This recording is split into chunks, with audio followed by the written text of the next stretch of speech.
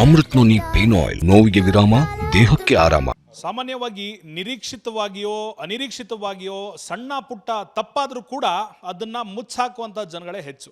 ಆದರೆ ಆ ತಪ್ಪನ್ನು ಒಪ್ಪಿಕೊಂಡು ಮುಂದೆ ಈ ರೀತಿ ಆಗದೇ ಇರೋ ಥರ ನಾವು ಎಚ್ಚೆತ್ಕೊಳ್ತೀವಿ ಅಂತ ಹೇಳಿದಾಗ ಆ ವ್ಯಕ್ತಿ ಮತ್ತಷ್ಟು ಘನತೆಯನ್ನು ಉಳ್ಳವನಾಗ್ತಾನೆ. ಆ ಒಂದು ಕೆಲಸವನ್ನು ಈಗ ಮಾಡಲಾಗಿದೆ. ಯಾರು, ಏನು, ಎತ್ತ ಎಲ್ಲದಕ್ಕೂ ಒಂದು ಟೈಟಲ್ ಕೊಡಬೇಕಂದ್ರೆ ಒಂದು ಪಂಚೆಯ ಕತೆ ಅಂತ ಹೇಳ್ಬೋದು.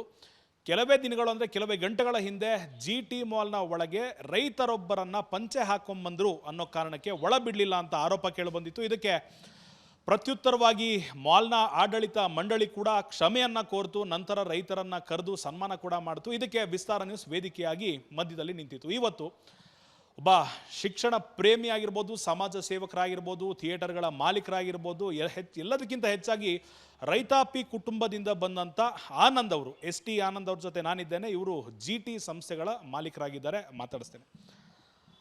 ಹೌದು ಸರ್, ಒಂದು ಅನಿರೀಕ್ಷಿತವಾಗಿ ಎಡವಟ್ಟಾಗೋಯ್ತು. ಆವತ್ತಿನ ದಿನ ಬೇರೆ ಮಾಲ್ಗಳಾಗಿದ್ದರೆ ನಮಗೆ ಗೊತ್ತಿಲ್ಲ, ನಾವು ಆ ಥರ ಮಾಡಿಲ್ಲ, CCTV ಕೊಡಲ್ಲ, ಇನ್ನುತ್ತರ ಬೇರೆ ಬೇರೆ ಬರ್ತಾಯಿತ್ತು. ನಿಮ್ಮ ಸಂಸ್ಥೆಯಿಂದ ತಪ್ಪಾಗಿದೆ, ಕ್ಷಮಿಸಿ ಅಂತ ಮೊದಲನೇ ಉತ್ತರ ಬಂತು.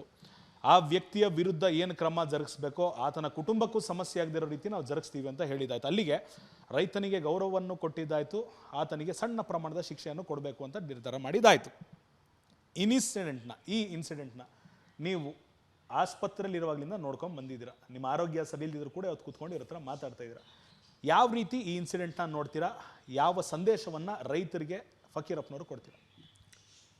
ನಾನು ಈ ಇನ್ಸಿಡೆಂಟ್ನ ನೋಡಿದಾಗ ನಾನು ಮೋಸ್ಟ್ ಪ್ರಾಬ್ಲಿ ನೆನ್ನೆ ಬೆಳಿಗ್ಗೆ ಇರಬೇಕು, ಮಂಗಳವಾರ ನಾನು ನೋಡಿಲ್ಲ. ನನಗೆ ಇದಿರಲಿಲ್ಲ, ಏನೋ ನೋಡೋಷ್ಟು ಕಾನ್ಷಿಯಸ್ ಇರಲಿಲ್ಲ. ಯಾಕೆಂದರೆ ಅವತ್ತು ನೈಟು ನನಗೆ ಆಪ್ರೇಷನ್ ಆಗಿತ್ತು, ಕಾನ್ಷಿಯಸ್ ಇರಲಿಲ್ಲ. ನನಗೆ ಬುಧವಾರ ಬೆಳಗ್ಗೆ ನಮ್ಮ ಮಕ್ಕಳು ತೋರಿಸ್ಲಿಲ್ಲ ನಾನು ಹಿಂಗಿದ್ದೀನಿ ಅಂದ್ಬಿಟ್ಟು ಅವ್ರು ಯಾರೂ ನನಗೆ ತೋರಿಸ್ಲಿಲ್ಲ. ಬುಧವಾರ ಬೆಳಗ್ಗೆ ಗೊತ್ತಾದಾಗೆ ಆವಾಗ ನಾನು ಇಮಿಡಿಯೇಟಾಗಿ ನಮ್ಮ ವಿಸ್ತಾರ TV ಶರ್ಮಾ ಅವ್ರ ಹತ್ರ ಮಾತಾಡಿದೆ. ಈ ಥರ ಆಗೋಗಿದೆ, ನಾನು ಇಲ್ಲಿದ್ದೀನಿ, ದಯವಿಟ್ಟು ಕ್ಷಮಿಸಿ, ಇದು ತಪ್ಪಾಗೋಗಿದೆ. ಫಕೀರಪ್ಪನವ್ರಿಗಾಗಲಿ, ನಾಗರಾಜ್ಗಾಗಲಿ, ಅವರ ಗ್ರಾಮಸ್ಥರಿಗಾಗಲಿ ನಾನೇ ಖುದ್ದಾಗಿ ಕ್ಷಮೆ ಕೇಳ್ತೀನಿ ಅಂತ ನಾನು ಹೇಳಿದೆ.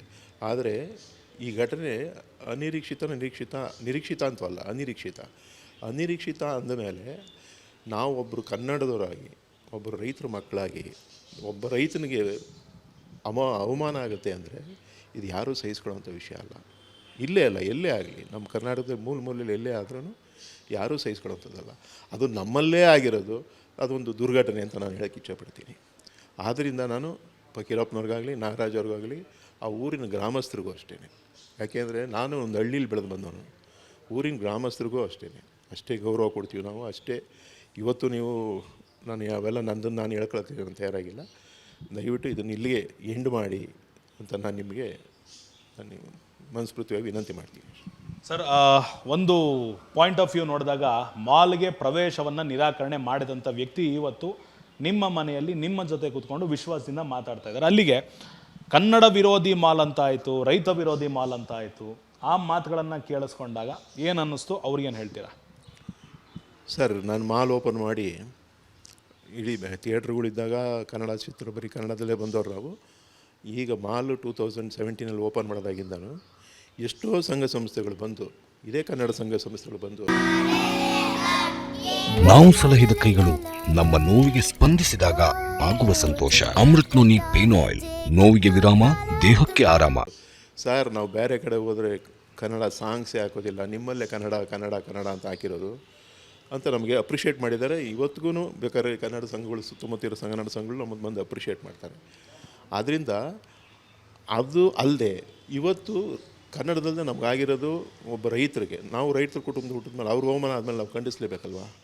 ನಾವು ಅದನ್ನು ನಾವು ಸ್ವಯಂ ಇದರಿಂದ ನಾವು ಶಿಕ್ಷೆ ಅನುಭವಿಸ್ಲೇಬೇಕಲ್ವ. ನಮಗೆ ಯಾರೋ ನೆನ್ನೆ ಅಸೆಂಬ್ಲಿಲಿ ಮಾತಾಡಿದ್ರು, ಅಸೆಂಬ್ಲಿಲಿ ಮಾತಾಡಿದ ತಕ್ಷಣ ಅವರನ್ನು ನಾನು ಯಾರನ್ನು ಕಾಯೋಕ್ಕೆ ಹೋಗಲ್ಲ, ಜಸ್ಟ್ ಕ್ಲೋಸ್ ಮಾಡ್ರಪ್ಪ, ಬೇಡ. ನಾವು ವಾಲಂಟ್ರಿಯಾಗಿ ಕ್ಲೋಸ್ ಮಾಡೋದು. ಯಾಕೆಂದರೆ ನಾವು ಯಾವತ್ತೂ ಬೀದಿಗೆ ಹೋದರಲ್ಲ, ಒಂದು 4 ಮೂಲೆಯಲ್ಲಿ ಬೆಳೆದವ್ರು, 4 ಗೋಡೆ ಮಧ್ಯೆ ಬೆಳೆದವ್ರು ನಾವು. ಅಸೆಂಬ್ಲಿಲಿ ನಮ್ಮ ಒಂದು ಸಂಸ್ಥೆ ಬಗ್ಗೆ ಇಶ್ಯೂ ಬಂತು ಅಂದಮೇಲೆ ನಾವು ಏನಕ್ಕೆ ಇರಬೇಕು?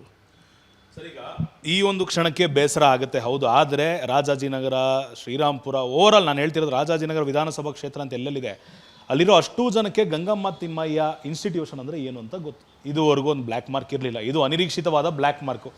ಅದನ್ನು ಹೌದು ಮನಸ್ಸಿಗೆ ತೊಗೊಂಡಿದ್ದೀರ, ಬೇಸರ ಆಗುತ್ತೆ. ಸ್ವಯಂ ಪ್ರೇರಿತವಾಗಿ ಮಾಲನ್ನು ಕೂಡ ಬಂದ್ ಮಾಡಿದ್ರು. ಆದರೆ ಈ ಕನ್ನಡ ವಿರೋಧಿ ಅಲ್ಲ ಅನ್ನೋದು ಕೂಡ ಮೊದಲಿಂದ ಎಲ್ರಿಗೂ ಗೊತ್ತಿದೆ. ಈ ಕ್ಷೇತ್ರದಲ್ಲಿರುವಂಥ ಅನೇಕ ಹಳುಬರಿಗೆ ಈ ಕುಟುಂಬ ಏನು ಮಾಡಿದೆ ಸಮಾಜಕ್ಕೋಸ್ಕರ ಅಂತ ಗೊತ್ತಿದೆ.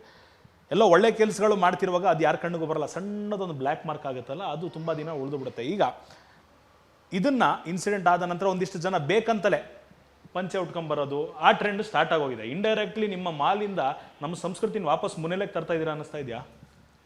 ಹಾಗೇನಾದರೂ ಹೇಳ್ತೀನಿ ಕೇಳಿ. ಆ ರೀತಿ ನಮ್ಮ ಕನ್ನಡ ಜನ ಪಂಚೆ ಉಟ್ಕೊಂಬಂದರೆ ನಾನೇ ಬಾಗಿಲಲ್ಲಿ ನಿಂತ್ಕೊಂಡು ಅವ್ರ ಹೂನಾರ ಹಾಕಿ ಒಳಗಡೆ ವೆಲ್ಕಮ್ ಮಾಡ್ತೀನಿ.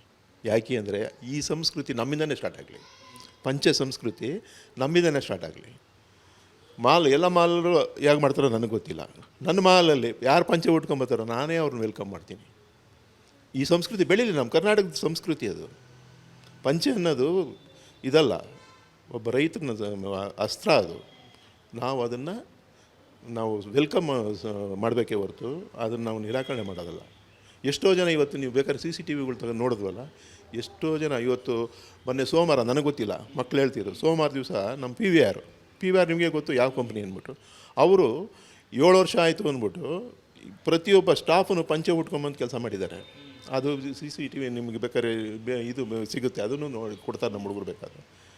ಆ ರೀತಿ ಇರಬೇಕಾದ್ರೆ ನಾವು ಯಾವುದು ಡ್ರೆಸ್ ಕೋಡ್ ಅನ್ನೋದು ನಮ್ಗೆ ಈ ಡ್ರೆಸ್ ಕೋಡ್ ಮಾಡಿಕೊಂಡ್ರೆ ನಾವು ಬದುಕೋಕ್ಕಾಗುತ್ತೆ, ನಾವು ವ್ಯಾಪಾರ ಮಾಡೋಕ್ಕಾಗುತ್ತೆ? ಡ್ರೆಸ್ ಕೋಡ್ ಅನ್ನೋದು ಎಲ್ಲೂ ಇಲ್ಲ ನಮಗೆ. ಅಲ್ಲಿಗೆ ಮಾಲ್ಗೆ ಪಂಚೆ ಉಟ್ಕೊಂಬರೋಂಥ ಸಂಸ್ಕೃತಿ GT ಮಾಲಿಂದ ಆರಂಭ ಆಗುತ್ತೆ. ಅದಕ್ಕೆ ನೀವು ಸ್ವಾಗತ ಕೋರ್ತಾ ಇದ್ದೀರಾ. ಅದಕ್ಕೆ ನಾನು ಅಭಿನಂದಿಸ್ತೀನಿ. ಬರೋರಿಗೆ ನಾನು ಹೇಳ್ದನಲ್ಲ, ಬರ್ತೀವಿ ಅಂದವ್ರಿಗೆ ನಾನಿರಲಿ, ಇಲ್ಲ ನಮ್ಮ ಮ್ಯಾನೇಜರ್ಗಳು ಇರ್ತಾರೆ, ಇಲ್ಲ ನನ್ನ ಮಗ ಇರ್ತಾನೆ, ಅವ್ರನ್ನ ನಾವೇ ಬಾಗಿಲಲ್ಲಿ ನಿಂತ್ಕೊಂಡು ವೆಲ್ಕಮ್ ಮಾಡ್ತೀವಿ. ಅನುಕ್ಷಣದ ಸುದ್ದಿಗಳಿಗಾಗಿ ವಿಸ್ತಾರ ನ್ಯೂಸ್ ಯೂಟ್ಯೂಬ್ ಚಾನೆಲ್ ಸಬ್ಸ್ಕ್ರೈಬ್ ಮಾಡಿ.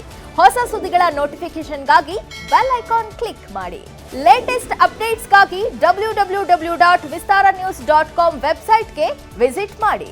ಅಂಗೈಯಲ್ಲೇ ಜಗತ್ತಿನ ಸುದ್ದಿ ತಿಳಿಯಲು ವಿಸ್ತಾರ ನ್ಯೂಸ್ ಕನ್ನಡ ಆಪ್ ಡೌನ್ಲೋಡ್ ಮಾಡಿ.